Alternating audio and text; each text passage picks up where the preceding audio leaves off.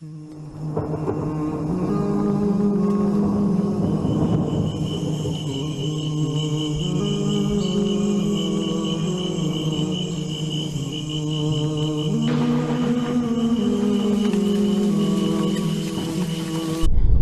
of the last day.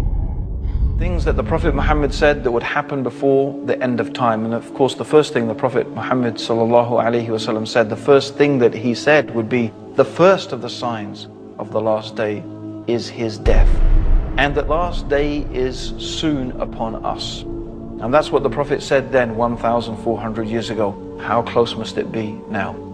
Let's look at some of the things the Prophet Muhammad, may Allah's peace and blessings be upon him, said in various narrations. First of all, the Prophet Muhammad mentioned that amongst the signs of the last day is that you would see the barefooted Bedouins compete with each other in building tall buildings. This is remarkable, because I invite anybody to look and go and visit Dubai, Abu Dhabi, Saudi Arabia, Bahrain. These are places where 60 years ago, I remember when I was in Kenya and they were complaining how there was no more money coming from Saudi Arabia after 9/11 and so on and so forth. And they were saying, well, 60 years ago, we used to send money to Saudi Arabia to help the orphans and the madrasas there. Now you will find the people who only 60 years ago were barefooted Bedouins competing with each other in who can build the tallest building in the world. In fact, it said there's going to be 6 of the tallest buildings in the world in Dubai in the years to come. This is something the Prophet Muhammad was predicting 1,400 years ago. It is truly a sign of the last days. The Prophet Muhammad ﷺ also mentioned that the mosques would become like palaces.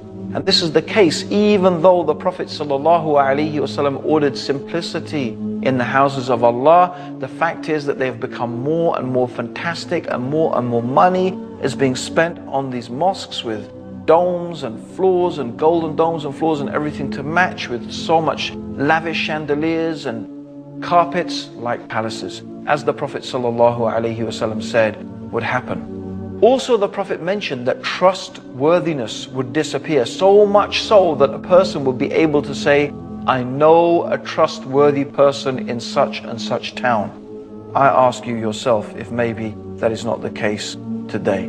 Also, the Prophet mentioned that there will be an increase in killing. The Prophet called it harj, to the extent that the one who is being killed and the one who is killing, they don't even know. The one who's being killed doesn't know why he's being killed. The one who is killing doesn't know why he's doing the killing. I think this is describing the condition of some cities today, where kids are shooting people. The person has no idea why he was shot. In fact, people are being shot merely just to prove themselves or for any type of madness that you can imagine. Not even to mention the massacres of so many people that is taking place due to terrorism, whether it is the terrorism of countries or the terrorism of organizations or individuals. We shouldn't really make a difference. It's all terror. When women and children and innocents get killed, it's terror by the hands of whoever it is. People do not know why they're killing or why they're being killed, to such an extent that it is unimaginable, just as the Prophet Muhammad predicted 1,400 years ago. Also, the Prophet mentioned that there would be the increase in the use of riba, which means usury, interest, credit cards, mortgages, things like that. In fact, to the extent that no one would be able to escape the dust of it. Everybody will be affected by it. And this is without doubt the truth of the world economy today. The whole world economy is affected and controlled by banks and the use of interest money. Even though in Islam it is totally prohibited, even though in Christianity, up until the 16th, 17th century, riba was forbidden in Christendom as well. But yet today, it is something that controls the world economy to the extent that no one can escape it, just as the Prophet Muhammad predicted 1,400 years ago. The Prophet also said that there will be an increase in literacy. In fact, so many people will be able to read and write, but actually knowledge will decrease. Isn't that a type of paradox? More people will read, and what do we end up reading? Most of us, we read rubbish. We read rubbish stuff. But we can read, but knowledge, especially knowledge of the religion, despite the fact that more people can read, ignorance has become prevalent. And this is what the Prophet ﷺ said, that religious knowledge would decrease. Not by the books disappearing, not by, knowledge being taken from the minds of the people. No, the knowledge in the sense of the books will be there, but the scholars, so that only ignorant people will remain. And people will ask them for religious verdicts, and they will give it, even though they are ignorant, and they will misguide themselves and misguide others. Anyone acquainted with the Muslim world today will be familiar with this. And the Prophet mentioned the speakers will be many and the scholars will be few. And this is what we can find exactly. There are many speakers, many thinkers, many intellectuals, many people, alhamdulillah, giving dawah. Maybe not enough people, but the scholars, they are so few.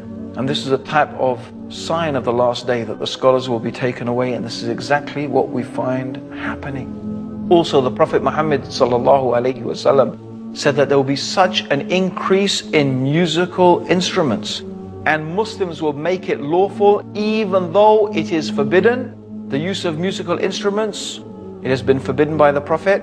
Some Muslims will make it lawful. And there are many people who are saying it's allowed, even though it is very clearly mentioned in Sahih Bukhari, the most authentic collection of hadith. And this is mentioned here. This hadith where the Prophet predicted that the people will make it lawful even though the Prophet made it unlawful, and it has come true. Just as the Prophet Muhammad, may Allah's peace and blessings be upon him, said. Also, he mentioned there will be an increase in sexual promiscuity. Even though Islam is a religion that teaches chastity, that a man and a woman should confine themselves to marriage, the Prophet said there will be an increase in sexual promiscuity. And I don't think anyone can deny that that is the state of the world today, with highly sexualized images, and even traditional societies that normally had a good traditional moral values.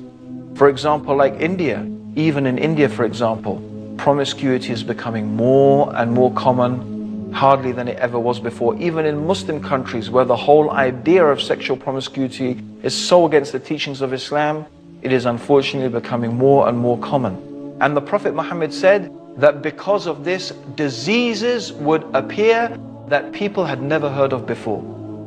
Isn't that the case? AIDS, for example, diseases that people had never heard of before will arise due to sexual promiscuity. And this has taken place just as the Prophet Muhammad predicted, sallallahu alaihi wasallam. He mentioned that women will be naked although they are dressed. The dress of some women today, which in all but means is nakedness, with the clothes that are so tight they describe every shape of the body, which this technology did not exist to make those type of clothes in the time of the Prophet. Yet the Prophet Muhammad is describing how this nakedness amongst the women will become prevalent.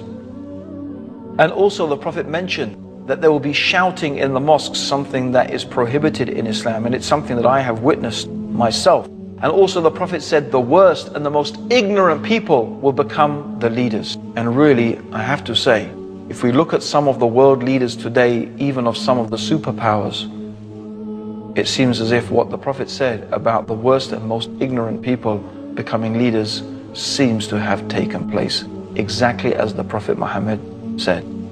Also, he mentioned that a man will obey his wife and disobey his mother, something really contrary to the teachings of Islam. He will rather listen to his friends than listen to his father. And this is something that we find happening in the Muslim world, even though this is so against the teachings of Islam. Men will wear gold and silk and they will make it lawful, even though the Prophet has made it unlawful. People will abandon the religion of Islam for a small worldly gain. And keeping onto the religion will be like holding two hot coals. I am mentioning all of these things, and there are many, many more things that the Prophet Muhammad ﷺ mentioned. But these are some of the small signs concerning the events that will take place before the last day. And as we can see, these things that I have gone through, almost without exception, they have come true in a way that is so clear and so obvious and so apparent.